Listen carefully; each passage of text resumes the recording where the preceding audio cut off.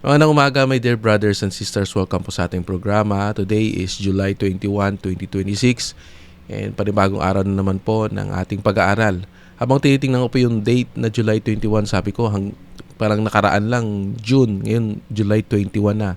Now, that's how ang tawag doon, yung oras o yung araw ay napakabilis.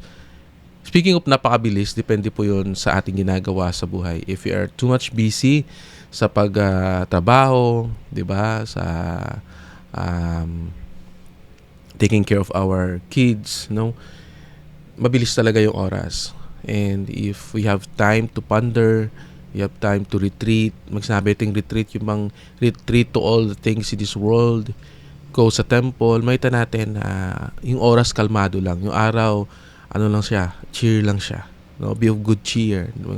Yung parang ano lang siya, yung normal lang, no, or panatag. Yan, mas magandang pakinggan yung term na panatag lang siya. Kung sa tubig pa, panatag lang, kalmado lang.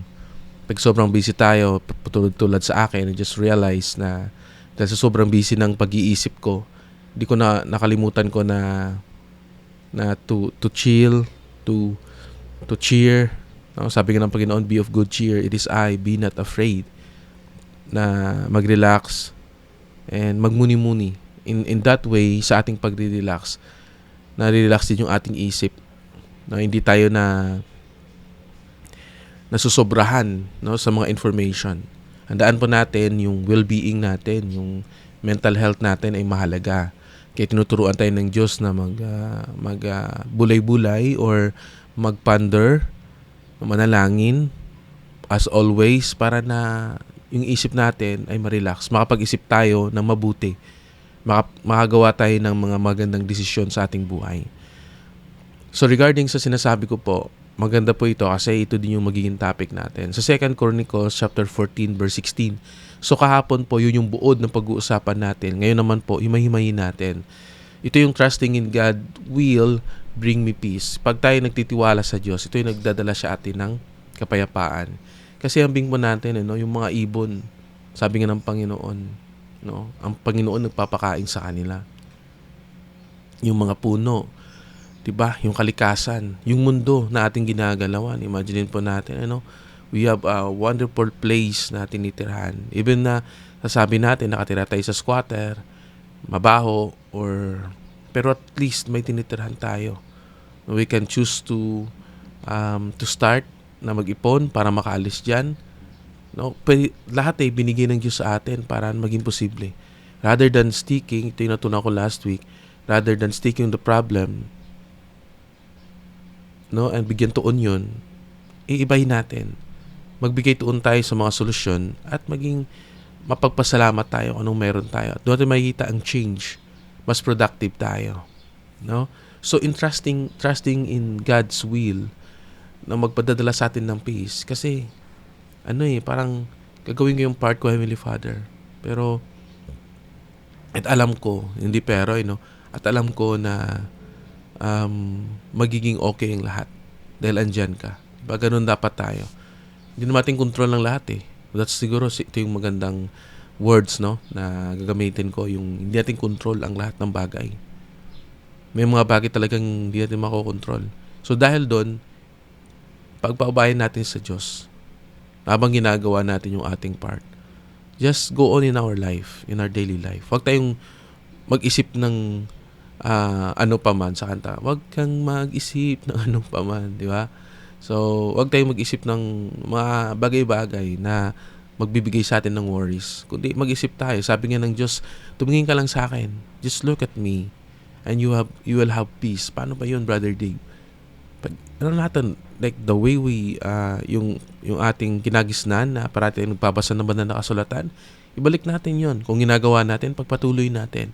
At makita natin yung difference sa buhay natin. That's how we trust the Lord. No? We trust in Him. Kung magtatrabaho tayo, we sing a hymn. Nagpapasalamat tayo sa trabaho natin. In spite na may mga challenges, pero pasalamatan natin yung mga challenges na yun. In that way, nag-iiba yung ating pananaw sa buhay. Kung magpapasalamat tayo, nagiging better tayo kaysa sa bitter, no? Like kahapon.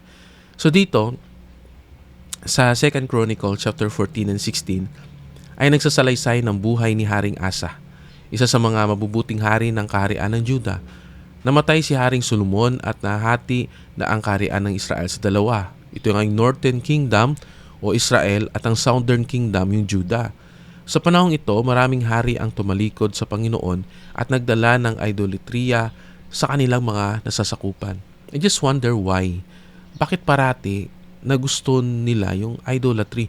Pero to mind you, in the Philippines, no, hindi naman malaking porsyento ang, 'di ba? Yung progress kasi imagine natin yung mga panatiko tayo, no, dahil sa mga iba't ibang mga sekta, magaganda. Tingnan natin, may mga mabubuting tao sa iba't ibang mga sekta.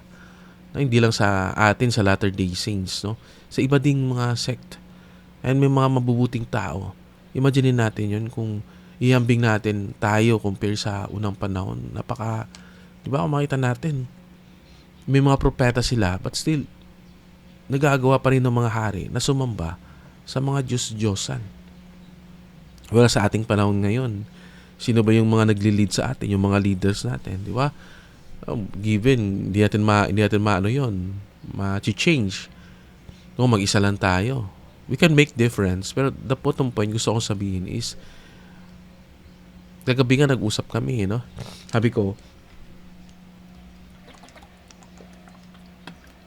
Sabi ko sa bahay, pag yung isang tao nakagawa ng mali, tatay siya at gutom yung anak niya, tapos pambili ng gamot, yung typical na nangyayari sa pelikula. And then talagang wala siyang choice, talagang kung saan ang term namin is libugando na siya, parang hindi niya na alam yung gagawin niya.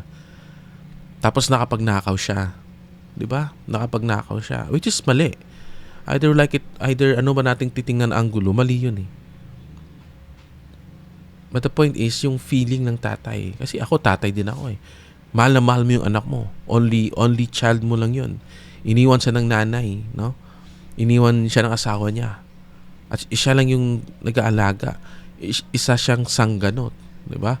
Pag sinabi ng sanggano, yung mga tambay sa kanto, walang magawa sa buhay, di ba? Tinuringan siyang mga sanggano dahil yung bang nagsisira siya ng gamit, or ang term dun, masama siya, no, sa paningin ng tao. Pat nagkaroon siya ng anak at i-take that responsibility. At 'di ba, nangako sa sarili niya na magbabago siya. No, anong mga trabaho, yung pangangalakal, ginawa niya. Until such time, yung anak niya nagkasakit. Talagang nagkasakit kasi in terms siguro sa sanitary, 'di ba, sa buhay nila, pagkain nila. So wala siyang panggamot kasi isang kahig, isang tuka lang. Kung tandaan natin yung background niya, sa siyang sanggano, nakapagnakaw siya. Kasi that time, hindi naman siya educated, hindi naman niya alam yung values, ethics, hindi lahat. Alam niya lang na yung pagmamahal sa anak niya. Pagbabago, wala naman tumutulong sa kanya. Nakapagnakaw siya. Sabi ng mga tao, pag-ahas. Diba? Hindi natin tinignan yung buong sitwasyon. Binugbog siya, hinuli siya, binilanggo siya. No, even sinisigaw niya yung anak niya sa bahay nila. No, mag-isa lang doon, may sakit. But still, they don't believe. As human nature, hindi naman lahat.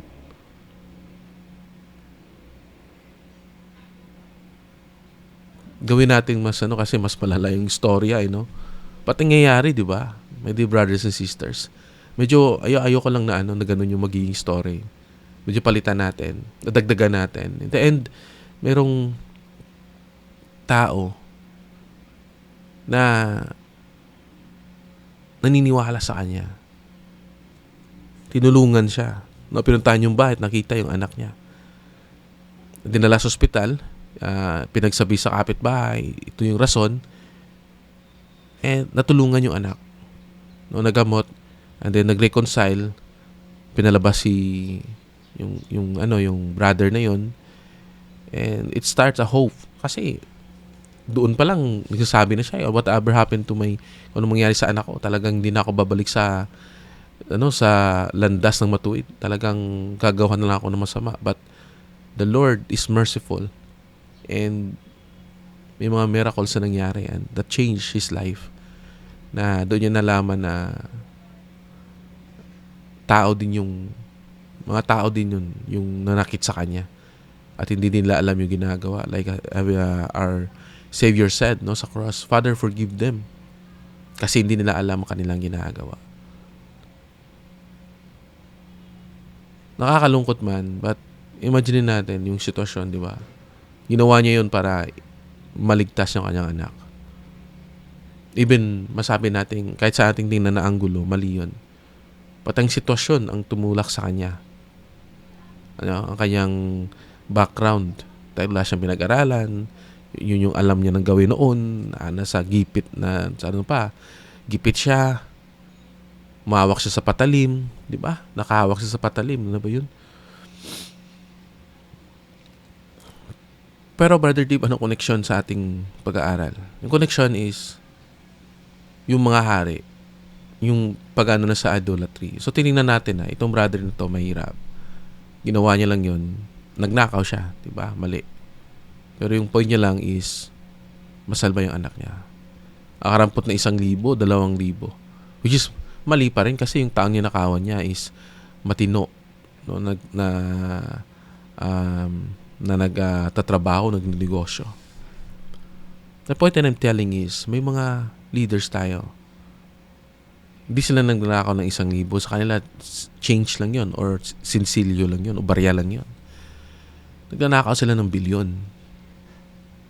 Even though I'm not in the politics, but di ba alam natin? At matagal na tong istorya eh. Bakit si brother na nagnakaw, no, binugbog, kinaladkad, pinagsabihan, dinuraan, pinagsabihan na masama, ganito, ganyan. Dahil nakahubad, sanggano, yung mga damit, mabaho. Talagang kriminal ang mukha. Kasi hindi pumupunta sa skincare. Di ba? That is reality of life, my dear brothers and sisters. Pero yung mga taong nakasuot ng bestida, nakasuot ng magagarang damit, no, hindi naaarawan, naka-skincare pa, nagnanakaw ng bilyon. Bakit hindi binubugbog? Yun yung parang malaking tanong ko kagabi na nag-share ako niyan sa wife ko. Kasi nanood siya ng mga updates. Sabi ko, huwag mong panuorin. Kasi wala naman tayong ambag dyan. It will cause lang ng ano sa mind mo. Unless if you go into politics or abogado ka. No? Or whatever na gusto mo mag-learn. No? Balikan natin. But the point is, no, di ba, mga kapatid? That's how life unfair. Hindi sila binubugbog. Yung tao na yun, in that moment, tinusgahan na siya as in literally. As in yun na yun. Pagkita sa kanya, nahuli siya, binugbog siya, dinuraan siya, kinaladkad siya. No, nabali pa yung kamay niya, whatever man. Munti ka na siyang mamatay. In that moment, time. Pero yung mga matataas, yung mga hari, di ba? Months and months na paglilitis, hindi pa rin nagagawa ng aksyon. Bakit in that moment, hindi nabugbog? Kasi nga, may mga security sila, mayayaman sila, pero hindi lang piso or 1,000 yung nanakaw nila. Bilyon.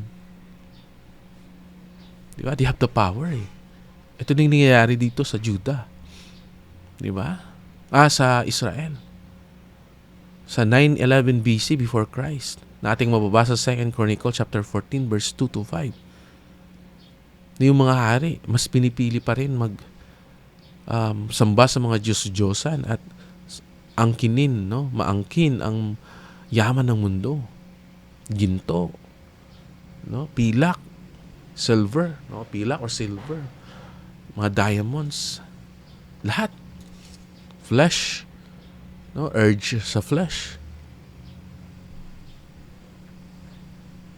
At makikita natin sila. Kung makita natin mga dignitaries, napakaganda, no?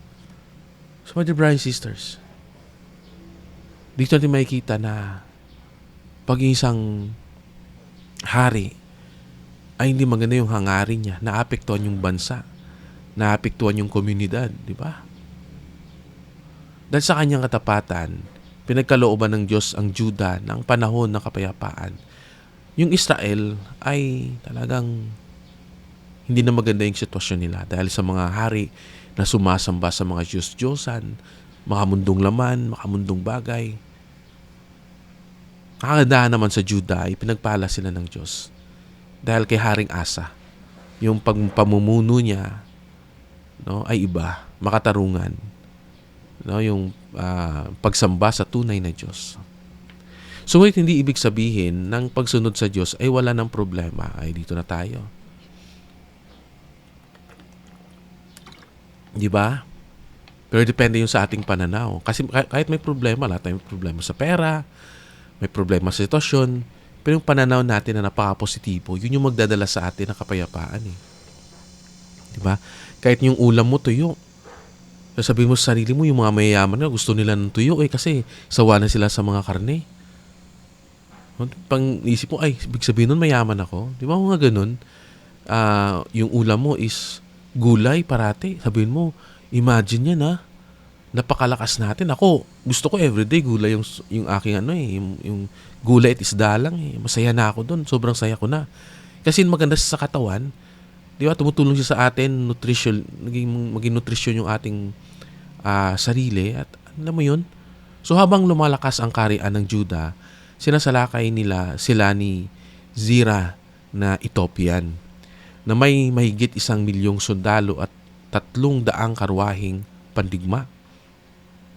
Milyon sundalo, no? At 300 na karwahe ang sumasalakay sa kanila. Nating mababasa sa 2 Chronicles chapter 14 verse 9. Sa pananaw ng tao, imposibleng manalo ang Juda. Ngunit sa halip na matakot, lumapit si Asa sa Panginoon at nanalangin. So dito makita natin, my dear brother and sister, sa mga panahon na talagang kailangan natin ng tulong, unahin natin na manalangin sa Diyos bago tayo pumunta sa mga kaibigan, bago tayo pumunta sa ibang tao o kanino man. Tulad ni Asa, Haring Asa, malaki yung problema niya eh. No? Aatakihin siya ng 1,000,000 sundalo. Imagine natin na 1,000,000, napakarami nun. At 300 na karwahe. Magkano? Ilan lang yung meron sila, yung Juda, ng mga sundalo at karwahe. Pero ang ginawa ni Haring Asa ay nanalangin siya sa Panginoon. Humingi siya ng tulong. Pinapakita nito na tayo din sa mga panahon na hindi natin kaya, sa mga panahon na talagang naalinlangan tayo, humingi tayo ng tulong, na may pananampalataya, yung sabik tayo. I realize na yung salitang, this is the church of joy, the church of happiness. Diba? Plan of happiness, plan of salvation. Dapat everyday masaya tayo. Hindi dapat tayo nakikitaan ng lungkot sa ating mga mukha. Kasi hindi tayo babata niyan. Diba? Dapat masaya tayo. Nananalangin tayo kasi may pananampalataya tayo. Hinaharap natin na may sigla. Tulad ni David. David, hinarap niya si Goliath na may confidence kasi alam niya eh. Di ba may kumpiyansa siya sa sarili niya with the help of God. Kasi alam niya na nasa likod niya yung Diyos o nasa harap niya yung Diyos o katabi niya yung Diyos. Di ba? O ibig sabihin nun, nasa kanya yung Diyos. Kaya hindi siya natakot. Malakas yung kumpiyansa niya. So dito, ngunit sa halip na matakot si Haring Asa, lumapit si Haring Asa sa Panginoon at nanalangin. Ang Diyos ay nagbigay sa kanila ng tagumpay. Pagkatapos nito, nagdala ng Panginoon ng propetang si Azariah upang paalalahanan si Asa na patuloy na manatiling tapat sa Diyos. If God given us the blessing in our life, dapat patuloy tayong maging tapat. Dapat Loki lang. Yun yung term ngayon na natutunan ko sa mga bata. Akala ko si Loki, parang sa Avengers, hindi pala. Sabi ng Loki, yung parang humble lang. Maraming mga kabataan ngayon, yung mga terminologies nila, Paldo, Loki. Dapat Loki ka lang. Sabi ko sa anak ko, Loki lang tayo. No? Tayo down to earth lang. Hindi natin kailangan maging mayabang. No? Pag tayo bibigyan ng Diyos ng mga pagpapala, yung bang pasalamat tayo ng lubusan, natin sa Kanya yung mga blessing na dumarating sa atin, ay sa Kanya. So, dapat may ganun tayong pag-uugali. Habang lumalakas ang kaharian ng Juda, sana ba tayo? Okay. Sa kasamaang palad, pagdating ng huling bahagi ng kanyang buhay, nagbago ang kanyang pananaw. Nang muling magkaroon ng banta mula sa Israel, hindi na siya agad tumulog sa Panginoon. Sa halip, umasa siya sa pakikipag-alyansa sa hari ng Syria. Dahil dito, itinuwid siya ng propetang si Hanani. Pinakita ng buhay ni Asa na ang pinakamahirap na bahagi ng pananampalataya ay hindi magsisimula ng may pagtitiwala sa Diyos, kundi patuloy na pagtiwala sa Kanya hanggang sa huli. So dito, maraming propeta kasi si propetang Azariah, sinabihan siya si Haring Asa na pag dumating yung mga biyaya sa'yo, dapat wag lumaki yung ulo mo, low-key ka lang. Pero sa pala ng buhay niya, endure to the end, sabi nga, yung pagpapatuloy, yung pag-i-endure hanggang wakas, ito yung ito yung challenge sa atin eh. Kasi sa startup, 'di ba? Hala, takbo kung nag-aano tayo marathon o sa takbuhan, paligsahan. Isang ikot sa oval, 1,000 meters. Pero pagdating pala sa sa yung bang enduring to the end, yung bang pagod ka na, magpapatuloy ka pa. Maraming sasabi na ayoko na, pagod na ako. Sa umpisa pa lang, malakas na. Pero sa ginagitnaan, wala na. Meron ding malakas sa umpisa, lumalakas pa habang tumatagal. Meron ding malakas tumakbo, if that's the right term. Sa umpisa, dasig sa amin tawag eh. Mabilis tumakbo, yun. Mabilis tumakbo sa umpisa. Hanggang sa matapos na yung finish line, maintain niya lang. Meron din sa umpisa, mabagal lang. Hanggang sa huli, ma-maintain niya lang. Nakatapos din. Ang mahalaga, we endure to the end. Ito yung natutunan ko dito. It's easy na mabinyagan tayo. It's easy na maging membro. Hindi naman easy. We still have mga struggles, Pero yung punto dito, yung enduring to the end. Kasi hindi ibig sabihin na binyagan na tayo, nakapasok na tayo sa templo, and that's it. Hindi pa. Marami pa tayong dapat gagawin. Marami pa tayong dapat na haharapin sa buhay. At yun dapat excited tayo. Maliban kay propetang Azariah, yung nag-ano sa kanya ng ang tawag nun, tinuwid siya ng Diyos sa pamamagitan ni propetang si Hanani. So dito pinapakita lang na yung pananampalataya hindi lamang sa pagsisimula, na tayo'y low-key, humble, we pray to God. Kundi dito yung pagpapatuloy na pagtitiwala sa Kanya hanggang sa huli, hanggang sa katapusan. Pinapakita lang ng storya nito, ang totoong story nito. Kasi hindi naman to storya gawa-gawa lang na kwento, but this is the true story na kung tayo pagpapalain ng Diyos, huwag nating kalimutan na nanggaling lahat sa Kanya yun. Sabi ko nga, anong meron tayo eh. Gamitin natin sa Kanya kasi all things are spiritual. Kung himay-mayin natin yung banal na kasulatan, talagang dito natin makikita yung tao, binibend nila, Parang sinabi nating bend, yung parang pwede nilang ano ba yung tawag sa Tagalog? Yung parang i-bend nila.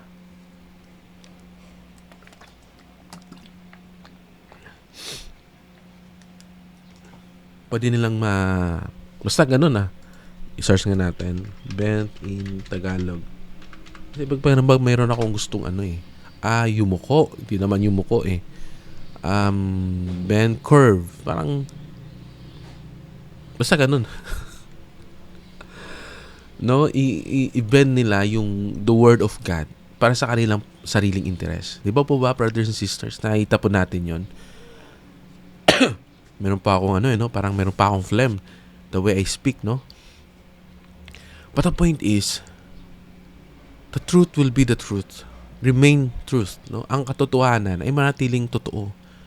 Dito, parang parating mong binabasa, parating sinasabi ng Panginoon sa akin na wag mong i-bend yung salita ko, yung law ko, yung commandments ko. Ito yung katotohanan. Lahat ng bagay ay spiritual. At gamitin natin sa paglilingkod sa Kanya. Kasi andito tayo, we are in His service. para ma-reach natin yung fullness of joy in our life. 'Di ba? Sa mga nakapag-serve sa full-time mission, yung feeling na 2 years, no, may mga panahon din na disobedient tayo. Pero yung pinakabuuhan na naglingkod tayo ng 2 taon, nakauwi tayo. Yung feeling of satisfaction, the feeling of fullness of joy. Dahil hindi lang tayo nabubuhay para sa ating sarili lamang. Tayo nabubuhay para sa iba. Binigyan tayo ng Diyos ng apartment. Diba? Binigyan tayo ng Diyos ng pagkain. Even though may counterpart yung parents natin, pero malaki yung binibigyan ng Diyos sa atin every month. May pamasahe tayo, even nawawalan tayo ng pamasahe dahil sa, di ba, dahil sa gastos. But the point, my dear brothers and sisters, that the Lord is blessing us in that way. Pinapakita sa mission na pag self-reliant tayo, na hindi na natin intindi yung ating bahay, yung ating pagkain, yung lahat ng mga needs lang natin, hindi yung wants natin. No, ngayon may cellphone na, sa panahon namin, ano pa yun eh, naabutan ko yung keypad noon, pwede allowed kami, pero zone leaders lang. Ang the rest, wala. Ngayon, lahat ng missionary meron na. So dito natin pinapakita, my dear brothers and sisters, na di ba? The fullness of joy of helping other people. Every day you praying not only for yourself, but for your family nga naiwan na nasa bahay. No? Kasi nag-mission ka eh. You're praying for your family doon sa mga area, sa mga lugar kung saan kayo lumaki. Diba? We are praying for our investigators, non-member friends, na maintindihan nila yung pagtuturo. We are praying na sana maging maganda. Imagine natin, no? I feel right now yung feeling of joy. Walang anxiety, walang lahat.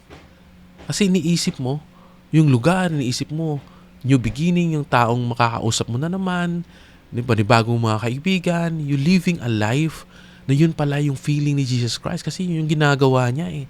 So now, na binibless ka ng Panginoon at yung panahon na ginugugol mo sa ibang tao na at hindi lang sa sarili mong pag-interes, doon mo makikita yung fullness of joy. Hindi ka makakaramdam ng anxiety kasi iniisip mo ng iba eh, kasi you are sufficient enough. Doon napapasok yung contentment as a while. Pag sinasabi ko pong contentment as a while, yung parang kontento ka nung meron ka lang ngayon. Kasi darating yung panahon na lalaki din yung pangangailangan mo, and then kontento ka kung ano man yung binibigay ng Diyos sa iyo from time to time. Di po ba, my dear brothers and sisters? And that's how life is. Di ba? Hindi lang ito yung panahon na nagtitiwala tayo sa umpisa, but panahon nagtitiwala tayo hanggang sa huli. Napakaganda po ng ating topic ngayon. Marami po akong insight na binibigay ng Diyos sa aking isip na ibinabahagi ko po sa inyo. Ang pagtitiwala sa Diyos ay nagbibigay ng kapayapaan kahit malaki ang problema. No? Ganito rin sa ating panahon. Maaring ang ating Ethiopian army ay utang, sakit, problema sa pamilya, anxiety, depression, kawalan ng trabaho o pagsubok sa pananampalataya. Kapag ang ating focus ay nasa problema lamang, mabilis tayong panghinaan ng loob. Ngunit kapag ang ating focus ay nasa Diyos, nagkakaroon tayo ng kapayapaan kahit hindi nagbabagong sitwasyon. Ang kapayapaan ay bunga ng pagtitiwala sa Diyos, hindi ng kawalan ng problema. Kaya last week, ito yung binigay sa akin ng Diyos. No? May nagkaroon ako ng sakit, yung phlegm, yung sore eyes. I'm in recovery right now. I am praising God for that. Nagpapasalamat ako sa Diyos. Isang biyaya. Di ba? Hindi ko pwedeng mabago yung sitwasyon, pero nababago yung aking sarili, yung aking pananaw sa buhay. Di ba? Yung bang kahit may sakit ka, pagtanda natin, madalas na tayo nagkakasakit, pero yung pananaw mo sa buhay that you are hopeful, that andun pa rin ka sa state of mind na matino pa rin yung pag-iisip, positibo yung pag-iisip, and that's the blessing of God. Kasi kanya-kanya tayong mga problema or Ethiopian. Pag sinabi ng Ethiopian, kalaban to ng Judah, ng Israel. Di ba? Milyon yung sundalo, 300 yung karwahe nila na may kabayo. Sorry. Pero dito makikita how the Lord blesses us. Like now, nagpapagaling ako sa sakit. I'm good, no? And mamaya-maya at 10 o'clock, 10:30, pupunta na ako sa trabaho. May mga iba dyan, problema sa pamilya. Pero we can ma-overcome natin yan. We can conquer. Ma-conquer natin yan sa pamamagitan ng pagsisimula. Positibong pag-iisip. Kasi lahat pag positibo ka, magagawa mo eh. Diba? You know how to, ang tawag doon, makikipag-usap. Alam mo paano makikipag-usap sa iba. Alam mo paano ayusin yung problema. The Lord is guiding you. Banal na Espiritu na nasa iyo para magawa mo yun.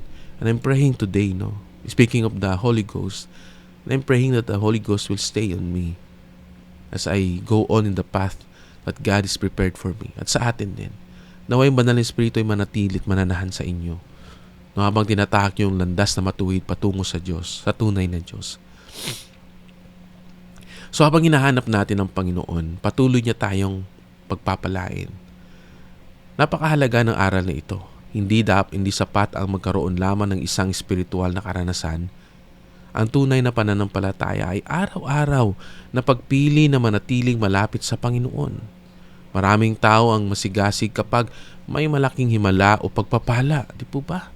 Ngunit unti-unting lumalamig kapag nagiging komportable na ang buhay. Ako, aaminin ko, guilty ako dito. Kasi may mga episode, hindi lang once eh. Maraming episode sa life ko na ganito ako. Pag komportable na yung buhay, nalilimutan ko na, no? Mga maliit na detalye sa Panginoon. Pero pagdating ng mga pagpapala, of course, doon ako nagpapasalamat. Pero dito ko bakit ako ginaganito ng Diyos? Kasi gusto niya na sa panahon na komportable tayo, hindi natin siya makalimutan. Hindi yung komportable na tayo sa buhay, pumapasok na yung mga temptation, ito na yung gawin mo kasi komportable ka na. Diba? Ang relasyon natin sa Diyos ay kailangang alagaan araw-araw sa pamamagitan ng panalangin, pag-aaral ng banal na kasulatan, at pagsunod sa kanyang mga utos. Kaya dito pinapakita na endure to the end. Habang binibless tayo ng Panginoon, the more tayong lumalapit sa Kanya. No? The more tayong nagsusumigasig. Sabi ko nga, yung kaibigan ko, yung isa sa mga concern niya, hindi siya consistent. Pag magtrabaho kami itong araw na ito, pag the next day, pag may appointment kami, sinabihan ko siya, itong oras magkita tayo. Hindi siya dumarating. Tapos kailangan ko pa siyang i-meeting uli, pagsabihan uli, tapos gagawa na naman siya, tapos hindi naman. May mga sarili siyang agenda. Ako, committed kasi ako eh. Kahit may trabaho ko, iiwan ko yon para pag meron akong schedule, no, mga meetings.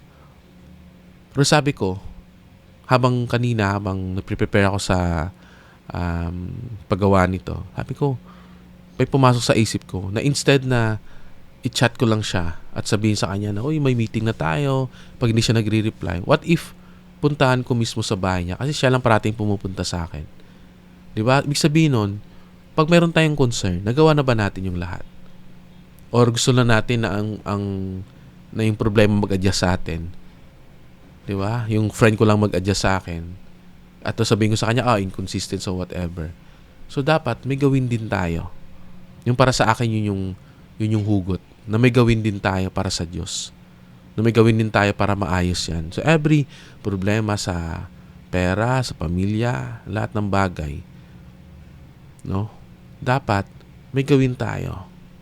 Hindi tayo lumalamig, nawawalan tayo ng pag-asa.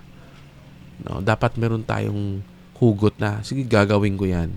May paraan pa, positibo sa buhay. At makita natin yung himala na mangyayari. At naway samahan tayo ng Diyos. No? Kasi minsan, pag hindi tayo nag-aaral, ang isip natin, nabablock yan. No? Nagkakaroon yan ng Alzheimer's, no? Nakakalimutan natin.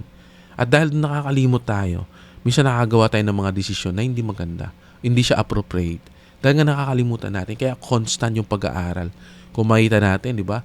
After ng Old Testament na pag-aaral natin, New Testament naman next year.